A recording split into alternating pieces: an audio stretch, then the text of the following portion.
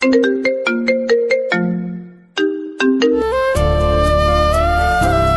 Good morning. ബെത്ലഹേമിൽ നിന്നും സ്നേഹപൂർവ്വം ആശംസകൾ. ഡിസംബർ 12 പ്രഭാതത്തിലേക്ക് സ്വാഗതം.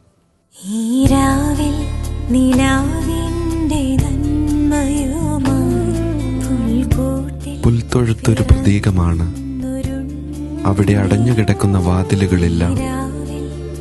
ഉണ്ണീശോയെ കാണാൻ ആർക്കും വരാം, എപ്പോൾ വേണമെങ്കിലും. നിലാവും നക്ഷത്ര വെളിച്ചവും ചേർന്നൊരുക്കുന്ന രാവിന്റെ ഭംഗിയിൽ എനിക്കും ഉണ്ണീശോയെ അവിടെ കാണാൻ സാധിക്കട്ടെ.